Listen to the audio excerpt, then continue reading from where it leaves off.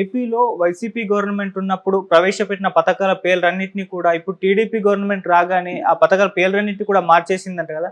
మరి ఏ పథకాల పేర్లు ఏ విధంగా మారాయి? మరి దాని గురించి ఏం చెప్తారు సార్ మీరు? యాహ్! మామూలుగా ప్రతి గవర్నమెంట్ వచ్చినప్పుడు పథకాల పేర్లు మార్చేయడం, లేకపోతే శిలాఫలకాల్లో మార్చేయడం, లేకపోతే వెబ్‌సైట్‌లు మార్చేయడం, లేకపోతే ఏదన్నా కిట్స్ ఇస్తుంటే వాటి పేర్లు మార్చేయడం. దీనికి బోలెడంత ప్రజాధనం వృధా యాక్చువల్‌గా. గతంలో జగన్ మార్చినప్పుడు విమర్శించిన తెలుగుదేశం, పవన్ కళ్యాణ్ వీళ్ళే మళ్ళీ ఇప్పుడు మారుస్తున్నారు. సో, ఇప్పుడు ఏపీ సాంఘిక సంక్షేమ శాఖ, సోషల్ వెల్ఫేర్ డిపార్ట్మెంటు ఒక జీవో ఇచ్చింది, ఆర్డినెన్స్. అందులో వాళ్ళు కొన్ని పథకాలు మేము మారుస్తున్నామని ఇచ్చారు. అందులో ఏందంటే జగనన్న వసతి దీవెన, జగనన్న విద్యా దీవెన ఈ 2 కలిపి పోస్ట్ మెట్రిక్ స్కాలర్‌షిప్ అని పేరు పెట్టారు.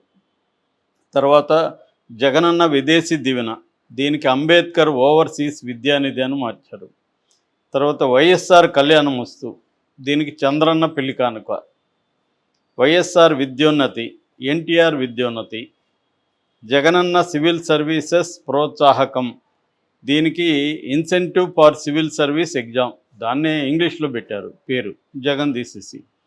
సో ఇలా మార్చారు. అది కాకుండా 2019కి ముందు మొదలైన పథకాలకన్నిటికి కూడా మళ్ళీ పాత పేర్లు పెట్టాలని కూడా ఆర్డర్స్ ఇచ్చారు.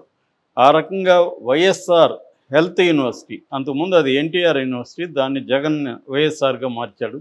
అప్పుడే పెద్ద ఎత్తున నిరసన వచ్చింది. యాక్చువల్గా జగన్ ఎన్టీఆర్ పేరుతో ఒక జిల్లానే ఏర్పాటు చేశాడు. నిజానికి చంద్రబాబు పీరియడ్లో ఎప్పుడూ చేయలేదు. అయినా జగన్కి ఆ క్రెడిట్ పోలే. దీనివల్ల ఏమైందంటే ఇంకా బాగా నెగిటివ్ వచ్చేసింది జగన్కి. అట్లాగే ఆరోగ్యశ్రీ, వైఎస్ఆర్ ఆరోగ్యశ్రీని కూడా ఇప్పుడు పేరు మారుస్తున్నారు. నిజానికి వైఎస్ఆర్ ఆరోగ్యశ్రీ అనగానే అందరికి గుర్తొచ్చేది వైఎస్ఆర్ పేరు, దాన్ని వీళ్ళు మారుస్తున్నారు. సో క్లియర్గా నేను చాలాసార్లు చెప్తుంటా, ఈ ఇవాళ దేశంలో ఒక పొలిటికల్ పార్టీకి ఇంకొక పొలిటికల్ పార్టీకి ఎసెన్స్లో ఏమీ తేడా లేదు. నీకేదో నీ కులమనో నీ ప్రాంతమనో ఇంకోటో కారణాలతో ఒక పొలిటికల్ పార్టీని సపోర్ట్ చేయడం, ఇంకొక పొలిటికల్ పార్టీని వ్యతిరేకించడం తప్ప ఎసెన్స్లో ఎవడొచ్చినా పెద్ద ఏమీ లేదు. ఇట్లాంటి మార్పులు తప్ప బేసిక్ ఎసెన్స్లో ఏం లేదు. వీళ్ళు వచ్చినా దాడులు చేస్తున్నారు, వీళ్ళు వచ్చిన ప్రభుత్వ ఉద్యోగాల మీద ఆల్రెడీ జులుం చలాయిస్తున్నారు. నిన్న ఓపెన్గా మనం ఇద్దరు, ఒక మినిస్టరు, ఒక కాబోయే స్పీకరు, ఇద్దరు కూడా ఉద్యోగుల మీద ఎలా మాట్లాడారో నిన్న చూసాం మనం. అయ్యన్న పాత్రుడైతే బండబూతులు తిట్టాడు, రోడ్డు సరిగా వేయలేదని ఆర్ఎన్బి అధికారులని బండబూతులు తిట్టాడు. ఓపెన్గా వీడియో ముందే అలా తిడుతున్నాడంటే ఇంక వీడియో లేకపోతే ఏం తిట్టేవాడో తెలీదు. ఇంకా అచ్చెన్నాయుడు కూడా ఓపెన్గా తెలుగుదేశం వాళ్ళ మీరు బిల్ల పెట్టుకొని వెళ్ళండి, మీకు కుర్చీ వేసి టీ ఇచ్చి పనులు చేసిస్తారు, ఒకవేళ ఎవరన్నా చీకపోతే వాళ్ళకి ఏం జరుగుతుందో వాళ్ళకే తెలుసు, ఎవరు చెప్పక్కర్లేదు అంటే డైరెక్ట్గానే బెదిరిస్తున్నాడు. తెలుగుదేశం కార్యకర్తలకు పనులు చేయాలి మీరని. అంటే వేరే వాళ్ళకి చేయరా, వేరే వాళ్ళకి ప్రజలు కాదా? సో ఇది క్లియర్గా ఏంటంటే వీళ్ళు వచ్చి రాకముందే అరాచకం స్టార్ట్ అయిపోయింది. అంతకుముందు 5 ఏళ్ళు అరాచకం అని విమర్శించిన వాళ్ళే ఇప్పుడు అదే పని వీళ్ళు ఇంకా ఎక్కువ చేస్తున్నారు. మేము ఇంకా ఎక్కువ చేస్తాం, వీళ్ళకి అధికారం ప్రజలు ఇచ్చింది, మీరు అరాచకం చేసి ఈసారి వాళ్ళు చేయని అన్నట్టుగా ఉంది. ఎందుకు ప్రతిసారి ఒకరే అరాచకం చేస్తే బాగుండదు, కొత్త వాళ్ళు ఈసారి మళ్ళీ వాళ్ళు చేయని 5 ఏళ్ళు అరాచకం, తర్వాత వాళ్ళని దిస్తాం మళ్ళీ మీరు చేద్దరు అరాచకం అన్నట్టు ఉంది తప్ప వీళ్ళు వచ్చి నిజానికి అనేక హామీలు ఇచ్చారు ప్రజలకు చేస్తామని, వాటి మీద ఫోకస్ చేద్దామనేది ఎవరికి లేదు. ప్రతి ఒక్కరు ఏంటంటే బెదిరించడం. హోమ్ మినిస్టర్, సాక్షాత్తు హోమ్ మినిస్టర్ పోలీసులను బెదిరిస్తుంది, మీ మనసులో జగన్ ఉంటే ఇప్పుడే దాన్ని బయట పెట్టేయండి, లేదంటే మీకు మామూలుగా ఉండదని. ప్రతి మంత్రి, ప్రతి ఎమ్మెల్యే తెలుగుదేశంలో బెదిరించడం మొదలుపెట్టారు. అది ప్రత్యర్థులను బెదిరిస్తున్నారు, ఇటు ఉద్యోగులను కూడా బెదిరిస్తున్నారు. నిజానికి ఉద్యోగులంతా కూడా వాళ్ళకే ఎక్కువ వేశారు. 70-80% ఉద్యోగులు తెలుగుదేశం కూటమికి ఓట్లేశారు. కానీ ఇప్పుడు వాళ్ళే మనం ఫేస్బుక్లో మిగతా చోట్ల పోస్టులు చూస్తూ ఉంటే మేము ఇంకా రాజకీయాలు మాట్లాడొద్దని అనుకున్నాము కానీ మాట్లాడక తప్పట్లేదని మళ్ళీ వాళ్ళు పోస్టులు పెడుతున్నారు. ఇదేం అరాచకం అని. ఇది ఇప్పుడు వీళ్ళకి కొత్తగా అర్థమైంది. అలా పోస్టులు పెడుతున్న వాళ్ళంతా ఒక రకంగా అమాయకులు అని చెప్పచ్చు. ఎందుకంటే గతంలో తెలీదా, అంతకుముందు 2014 నుంచి 19 వరకు తెలుగుదేశం అరాచకాలు ఏం చేయకుండానే ఓడిపోయారా? సో ఈ తెలుగుదేశం అయినా వైసీపీ అయినా అరాచకాలు చేయడం, పథకాలకు తమ పేర్లు పెట్టుకోవడం, తర్వాత తమ వాళ్ళని బాగా చూసుకోవడం, అవినీతి చేయడం, ఇది ప్రధానమైన టాస్క్ ఏ పార్టీకైనా.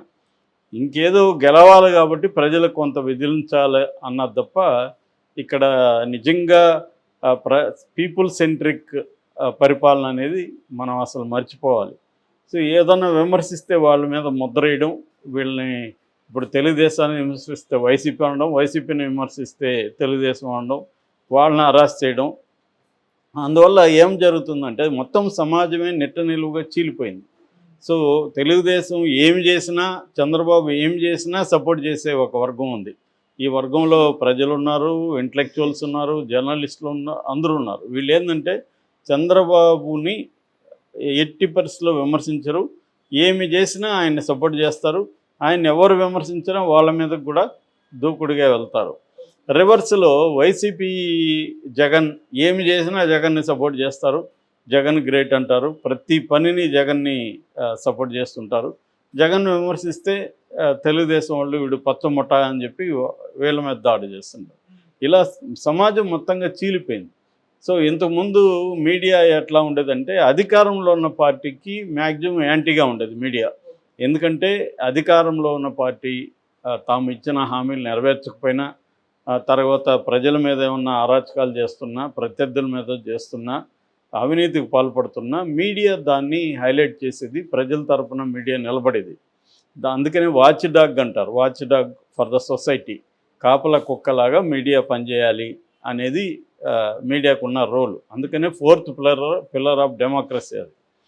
అంటే శాసన వ్యవస్థ, న్యాయ వ్యవస్థ, చట్ట వ్యవస్థ, దీని తర్వాత ఇదనమాట. ఇప్పుడు ఎలా అయిపోయిందంటే మీడియా కూడా నెట్టిన చీలిపోయింది. ఇక్కడైతే తెలుగుదేశం, వైసీపీ ఆంధ్రప్రదేశ్లో మధ్యలో ఉండేది వెరీ వెరీ ఇదైపోయింది. ఎవరన్నా మాట్లాడినా వాళ్ళ మీద ఒక ముద్ర వేసేయడం, ముద్ర వేసి ఇంకా అతను ఇండిపెండెంట్గా ఉండడానికి కుదరనట్టుగా మొత్తం ప్రచారం లేవనెత్తేయడం, నేను విమర్శిస్తుంటే.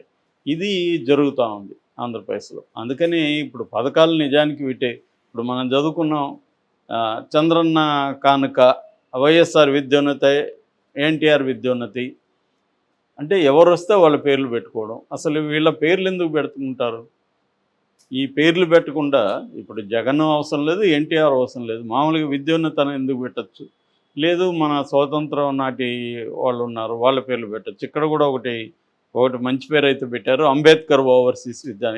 ఇది ఎందుకంటే ఎస్సీలకి ఇచ్చేది కాబట్టి విదేశీ దీవెన అనే దాన్ని అంబేద్కర్ పెట్టడం సముచితం. అలాగా అంబేద్కర్ పేర్లు లేకపోతే మన రాష్ట్రంలో అనేక మంది గతంలో గురిజాడు కావచ్చు, లేకపోతే జాషువా కావచ్చు, తర్వాత మన స్వాతంత్ర సమరయోధులు చాలామంది ఉన్నారు. సో వాళ్ళ పేర్లు పెట్టుకోవచ్చు. అవి అలా కాకుండా లేదా జాతీయ నాయకులు గాంధీ పేరు పెట్టచ్చు, రచయితలు ఉన్నారు వాళ్ళ పేర్లు పెట్టచ్చు. ఇవేవి లేకుండా వీళ్ళ పేర్లు పెట్టుకోవడం, చంద్రన్నని ఈయన పెట్టుకోవడం, జగనన్నని ఆయన పెట్టుకోవడం, ఈ గోల ఎక్కువైపోయింది. ఇప్పుడు దీనివల్ల మన ట్యాక్స్ పేయర్స్ మనీ బోల్డ్ అంత వేస్ట్. ఇవన్నీ మార్చాలిగా, మళ్ళీ ప్రతి కిట్ మీద మార్చాలి, బుక్కుల మీద మార్చాలి, ప్రతి వస్తువు మీద మార్చాలి, ప్రతి బోర్డు మీద మార్చాలి, మొత్తం మార్చాలి. సేమ్ అదే పని ఇక్కడ చంద్రబాబు శిష్యుడు రేవంత్ రెడ్డి కూడా అదే పని చేస్తున్నాడు. సో ఈయన ఇక్కడ అందరి పేర్లు మార్చడం, ఆయన ఓపెన్గా అసెంబ్లీలో ప్రకటించాడు, కేసీఆర్ ముద్ర ఉండేదాన్ని నేను ప్రతిదీ తొలగిస్తాను. దీనివల్ల మీ ఇద్దరి గొడవల వల్ల ప్రజల ధనం వృధా అవుతుంది. మళ్ళీ వాళ్ళు వస్తే, రేపు కేసీఆర్ వస్తే మళ్ళీ కేసీఆర్ పేర్లు పెడతాడు, రేపు జగన్ వస్తే అక్కడ మళ్ళీ జగనన్న విద్యా దీవెన, జగనన్న పెళ్లి కానుక, ఇంకా వైఎస్ఆర్ ఇది ఇది అని మళ్ళీ వాళ్ళు మారుస్తారు. సో ఈ మేధావులు అని జర్నలిస్టులు వీళ్ళందరూ ఏమో జగన్ చేసినప్పుడు అక్కడ విమర్శించేవాళ్ళు ఇప్పుడు దీన్ని ఎవరు విమర్శించకపోగా ఇదేదో బ్రహ్మాండంగా పథకాలకు పేర్లు మార్పు, జగన్కి షాకు, ఇలాగ వీళ్ళు పెట్టుకుంటున్నారు. రేపు అదే జరుగుతుంది, జగన్ వస్తే మళ్ళీ పథకాలకు మార్పు, చంద్రబాబు షాకు. ఇది జరుగుతుంది తప్ప, ఈ డ్రామా జరుగుతుంది తప్ప ప్రజల వైపు నుంచి ఆలోచించి